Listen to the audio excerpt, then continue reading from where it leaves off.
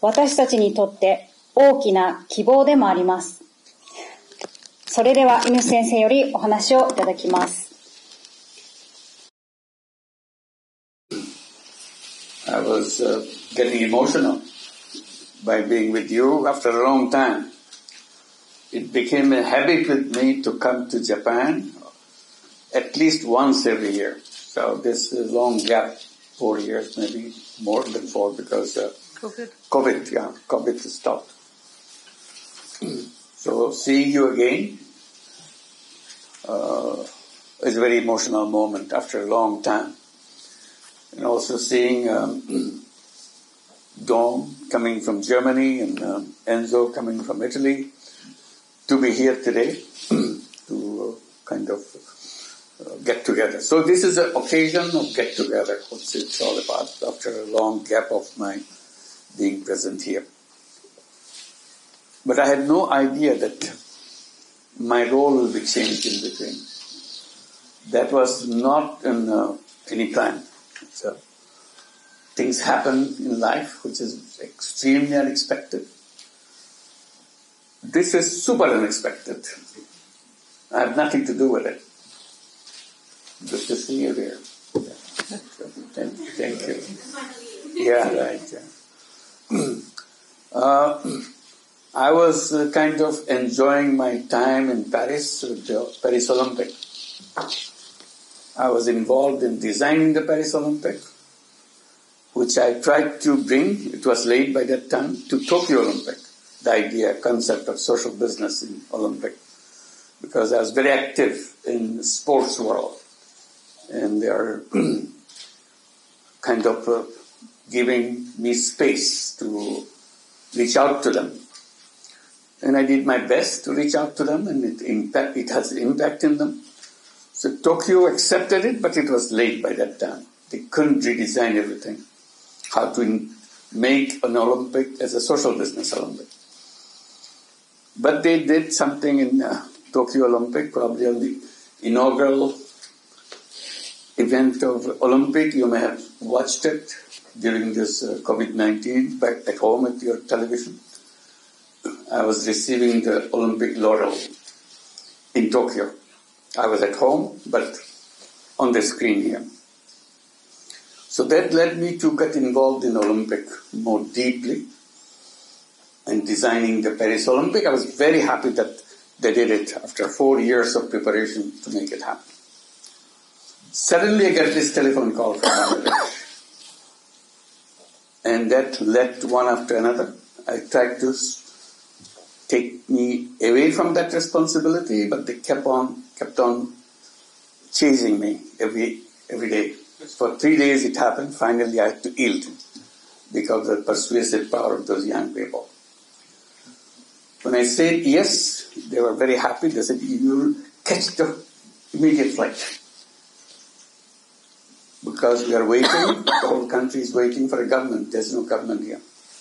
So that was the beginning of the story. Since then, I'm trying to see what I can do, but I got detached from everything that I was doing prior to that moment. So this brings me back to that old self that I was seeing everybody here makes me feel emotional. So wonderful to see you. I'm trying to see how in Japan we can pick up the pieces that we left behind. Now in the context of what we are doing in Bangladesh. Bangladesh emerged as a new Bangladesh because of the student and young people's uprising. They defied every norms. They simply said enough is enough. They got killed on the street, but they didn't move. More came. The more you shoot, the more young people come to the street. Now, ultimately, it came as a kind of a floodwater from all over Bangladesh, young people moving towards Dhaka. So the previous regime felt that they cannot survive physically. You cannot get away from anybody. That's when they left. The vacuum was created. And the student declared that they will create a new Bangladesh. So that's the image of new Bangladesh. They tried to express it in many ways, where I was given the task of translating that into reality. It's a difficult task. Not everybody agrees on everything, which is natural. But amazing to see that that caught the imagination of the people of the country. So when I took the responsibility, I don't think there's one voice in the whole country, one, which disagreed. Unified voice.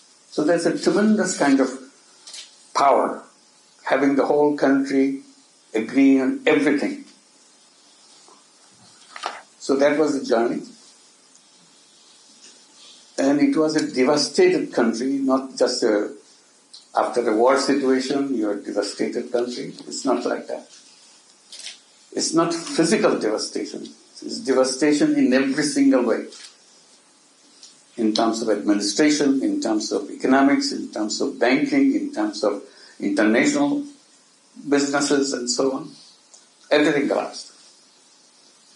And a huge, huge crisis, gaps. Money is stolen and billions of dollars taken away. Not overnight, over a period of time. Very easily, very friendly way they took away everything. Banks became empty. You don't know where to begin.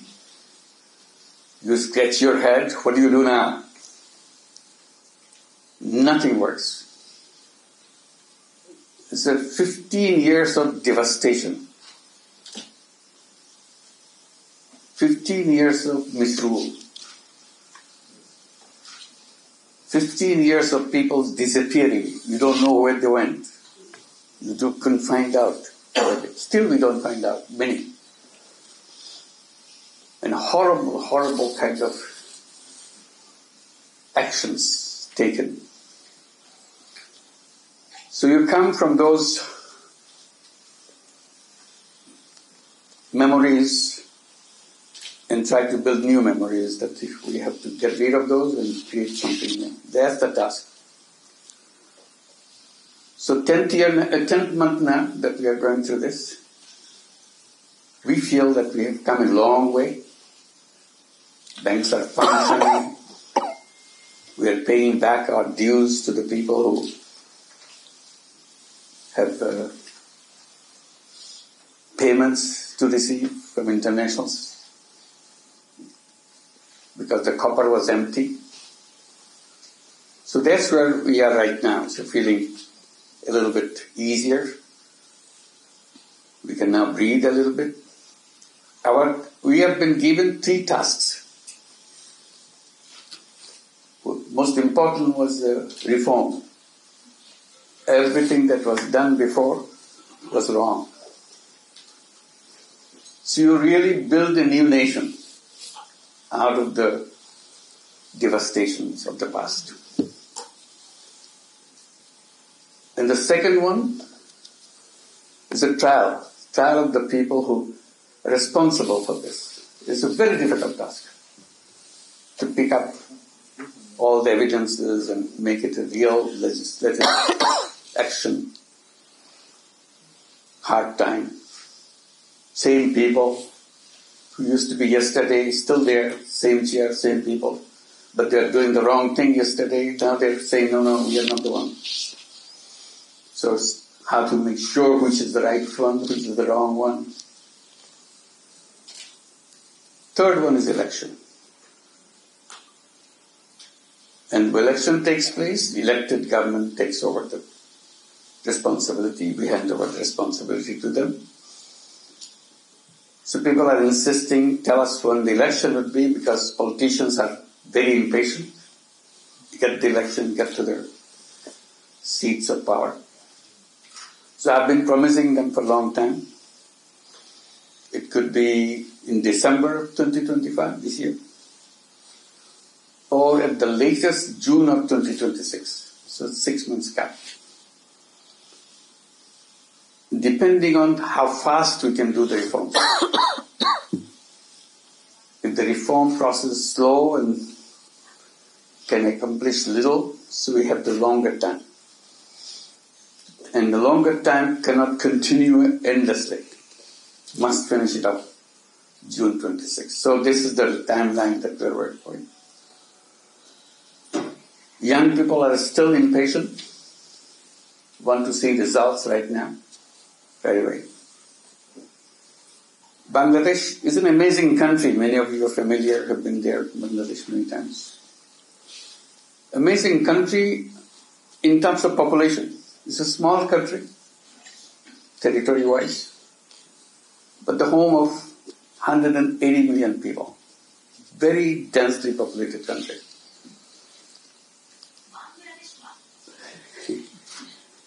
So it's not only that it's densely populated, it's a very young population. Half the population of 180 million, half of 180 million is under the age of 27 years. Imagine that. By the time you go to 50, you almost exhaust the population. Very few beyond 50. That's the average in Japan. Pardon me? Average in Japan is 49. Yeah. So that's the kind of country you got. Very young population. And that creates another dimension. Because they have access to technology. Everybody has a phone. Everybody has connection, internet connectivity. They know the whole world. Whether you are illiterate, whether you are a village woman, whether you are a village girl, village boy, you know what's happening. And everybody's talking. Everybody's messaging. So their ambition level goes up and up and up. And that's amazing that they can do things. And we have not been able to provide all those facilities because previous governments were not interested in making them happy. They were busy making themselves happy. Stealing money everywhere. So how to bring this to the picture? When I was told as I was coming that Japan is taking a lot of young people to come here to work, I said, this is one opportunity, let's take it.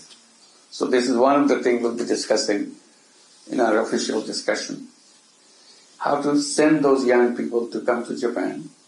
You need people, we have people. We get the reservoir of young people everywhere. And that this benefits Bangladesh in two ways. At least income sources, in seeing life of people in another country and learn from them. At the same time, become qualified to do things in a very frontier kind of technology and effectiveness and idea-wise, new experience. So this is one of the things that we'll be doing, and inviting investments. The more we look for those things, Japan is very much involved with Bangladesh. You're probably familiar with that. Many of our major projects, development projects, are designed and funded by Japan. So we are very indebted to Japan in every single way. But there are more scope, so we'll be talking about other scopes. Like the one right now, before this meeting, I was explaining, Bangladesh is not only lucky with young people, having all those young, when I say young people, I mean young boys and young girls. Girls are as effective, as dedicated and committed, as prepared as anybody else. When the students were demonstrating on the street, taking bullets, these are not only boys, They're all boys and girls, everywhere. Girls leading the way, taking bullets, designing active program next day, next moment. So when I say that, the number 27 years, under 27 years, both boys and girls. So how to make them active, connected? So this is one that very important part. And I was saying, Bangladesh is a very interesting country because it's a flat land. Suddenly Himalayas come out. There's a wall. Suddenly. It's not a gradual thing. So that's what we are familiar to see. But we never realized we had endless ocean. We take ocean as something where you go, you see the sunset. Because we only see the sunset, we don't see the sunrise because there are hills behind us. So we can only see the sunset. So that's about it. So you write poems about it. You become poets. I said, this is a gold mine. Ocean is a gold mine. We never looked at it as a gold mine. We don't have any maritime activity, just sort of small jobs and shipping and so on, traditional thing. So I said, this is a great opportunity for us to build a new economy based on ocean. It gives you access to the rest of the world. Japan already very much involved with us in that. They are the one who helped us build a deep sea port already. And we have a series of terminals to go along with it. So I said, this area alone, just one southern part of Bangladesh where it's intensively being done, the design and financing help from Japan, alone can transform the population, 180 million, in a completely different way. Its economy can change overnight if you just know how to make use of this. The access to ocean means access to the world. I don't have to explain it to Japan. That's what Japan did. Any other nation did, using their water. So this is one we want to learn. So one of the things that we would like to do, learn from the experience of Japan. So looking for institutions, looking for people who dedicated their life, devoting to this maritime thing. So we need your help. One simple reference to somebody, introducing us to somebody, makes lots of difference for us. Instead of running around trying to figure out what to do, someone can just say that this is the way it has been done in the past, this is the way you're going to start. That opens the door for us. Money is important, but the idea is much more important. So we need your help on generating those ideas and so on. Bangladesh not only has ocean, I was just explaining a few minutes back, we have a huge mangrove forest. It's a treasure of the world. But we just ignore it. As if something has no use. But we forget that mangrove forest is something, is a treasure to the nation, treasure to human beings. If we know how to make use of it, they protect us for environmental hazards. When the wind comes, they have the barrier to stop the wind. And biodiversity that goes with it. And many things. So we are lucky to have oceans. We are lucky to have rivers. Those days we talked about rivers, but more describing it as a poet. We have produced lots of poets describing the nature around us, but never put our attention in how to make use of it to transform the society. So I'm here to get your guidance, get your help, because it's a hectic situation. You can hardly focus on anything more than 5 minutes, because something else is so emergency situation that you have to pay attention to. So you switch. So within this span of few minutes, as much you can tell us how to do so that I can pass it on to somebody to carry the ball from there. So wonderful to see all the people that I have worked with for many, many years together here today. And I hope we'll succeed. We don't know yet, but ultimately these are the things that we dream about. But how dream can be translated into reality, it will be shame. All the dreams of the young people, unified dream, there are no two dreams, just one dream, New Bangladesh. We have nothing to do with the old Bangladesh. That's finished. Goodbye. And they have outline of this New Bangladesh. They speak it out in every occasion. Now catch those words, catch those imagination, translate it into real action to see that happen. And happen fast.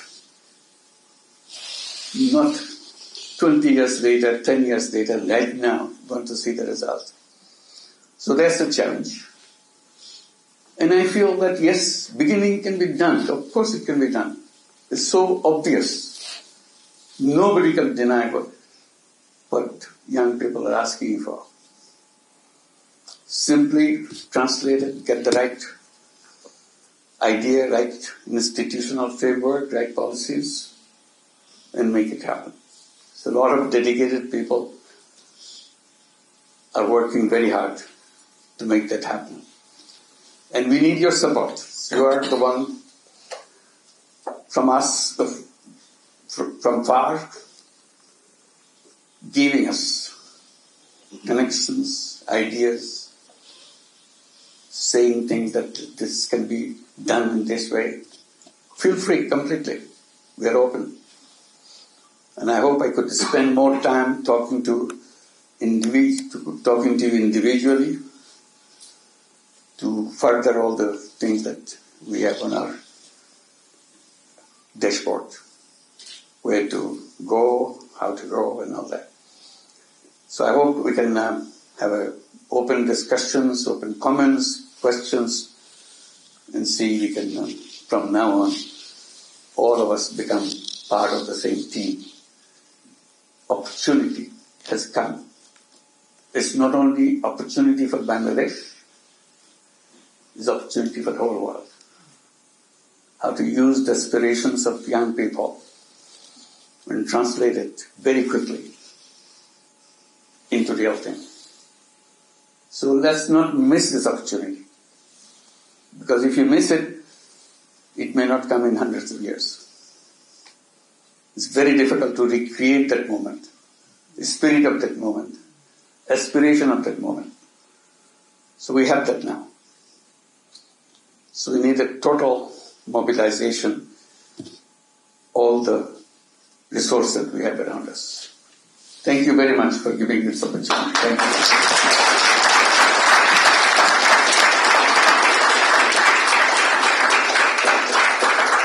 Now it is our duty to support the young people, as Professor Yunus also always mentioned, the support member for the young people. This evening, of course, it is informal, but it's Bangladesh and new ones who are beginning to walk alongside us. Many of you have launched businesses not to chase profits, but to create joy and opportunity.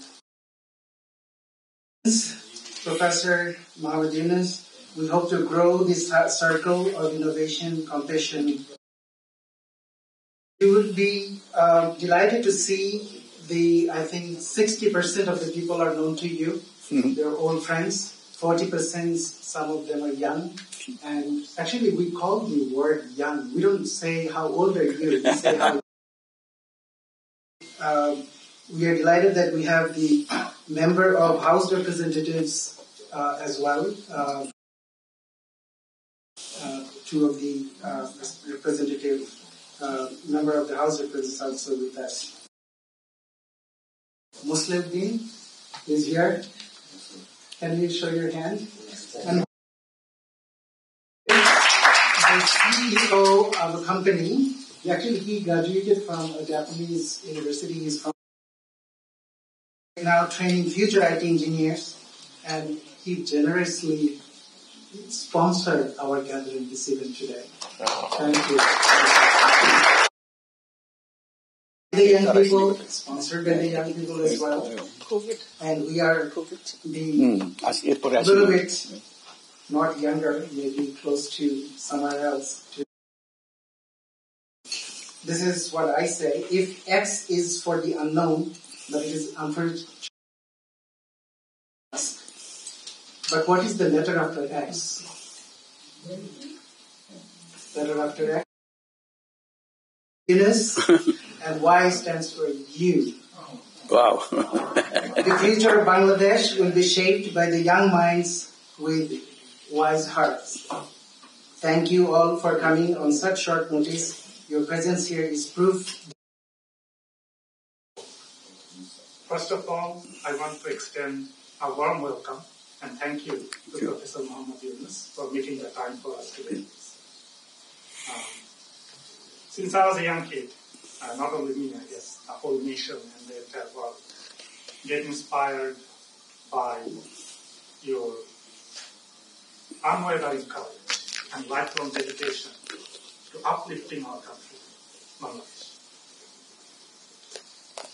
And also, your life work has shown us that with bold ideas and compassionate leadership, we can build our own future with our own hands. And I'm going to be very honest. When I saw you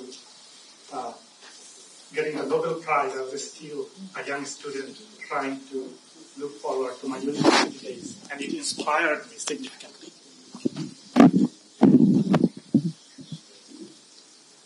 Also tonight,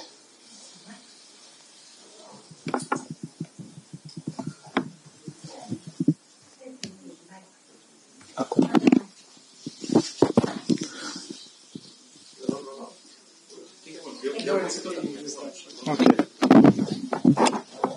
Sorry for the interruption. Also tonight, I'm going to say it again, I'm truly honored because we are surrounded by an extraordinary group of people. People who have been a friend to Bangladesh for a very long time, and of course, some new faces, including me. And the thing that I feel the most is that we all have one common dream, and that's why we're here.